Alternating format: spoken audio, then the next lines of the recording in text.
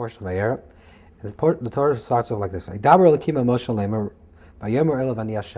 appears to Moses and says, to Moshe Rabbeinu says, "I am Hashem."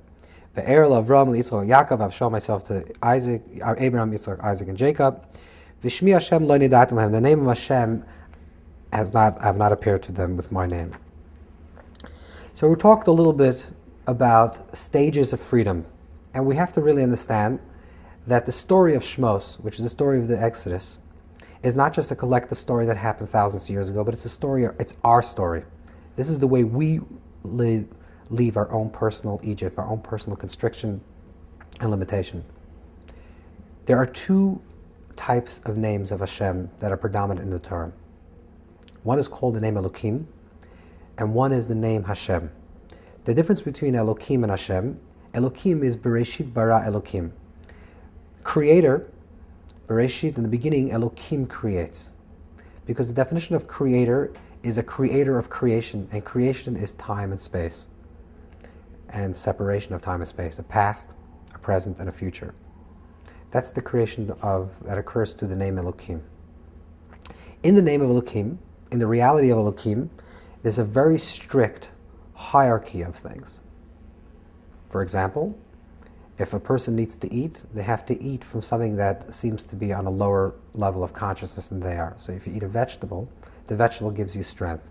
Vegetables don't eat. Something of the vegetative universe, kingdom does not eat a human being. There's this very strict hierarchy in the world of the natural. This is one creation. However, within creation itself, it says, B'yom hasos Hashem Elokim. The beginning of creation says the day that Hashem Elokim created. What is Hashem? Hashem is the Yud, the Hey, and the Vav, and the Hey. The Yud Ke Vav Ke spell the words Haya, Hoveh, and Yeh, past, present, and future. It also means Yud Hoveh, the ever unfolding present, which is the eternal moment, which includes both past and future in the present. That's larger because it encompasses all of time and all of space. That's the unity and the uniqueness of time. So we have these two dimensions. In the world of Elokim, that's the world of order and absoluteness. And the world of Hashem is the possibility for the miraculous. So let's just understand this in terms of redemption. The first thing to be redeemed, in order for a person to be redeemed, is they have to have a voice. They have to believe, and they have to say, "Ow, it hurts. I don't want to be in this situation any longer." That's the first stage. The second stage, which is the second portion of the Exodus story, is it's not enough to say, "I don't want to be in this place." Now you have to imagine another possibility. Okay, you don't want to be in this relationship. You don't want to be in this job. That's the first stage to get out of it. Now you have to create for yourself the miraculous. And what do you want to create for yourself? In order to do that, you have to believe that there's a possibility beyond what you normally see as possibility.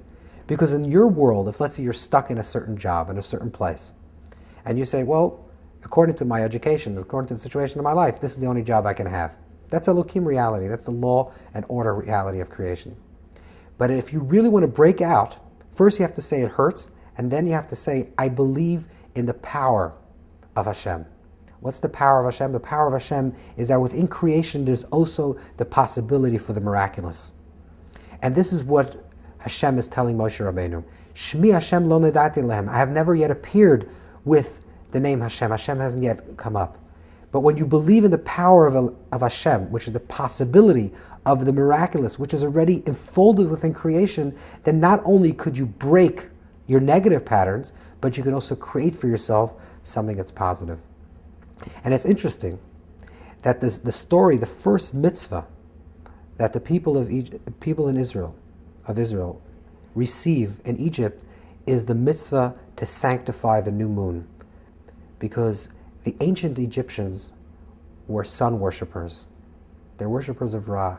What is a sun worshipper? The verse says, Ein kol chadash tachas hashemesh. There's nothing new under the sun.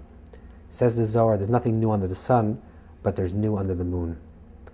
The sun represents predictability, hierarchy.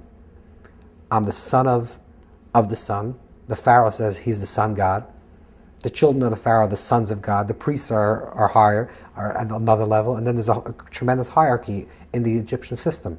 And if you're a slave, That's ontological. You're meant to be a slave. If you're a priest, you're a priest. If you're a pharaoh, you're God. And no one can change positions because there's a strict hierarchy in the order of the sun. The possibility for the miraculous is the moon reality, which is it waxes and it wanes. Sometimes it's here and sometimes it's not here. That's the possibility to say, even though I don't see it now, even though I don't see the possibility of really creating something different in my life, I believe in the possibility of chidush, of renewal. And this is the Eir El Hashem, that Hashem appears to Moses and tells him, it's true, the people have cried. Nirpim Hema, they became a little soft. There's a softening of self. In other words, they're breaking out of their old mold. But if you really want to bring them to freedom, now you have to give them a new way of thinking. Allow them to believe in the miraculous. And that's the name of Hashem.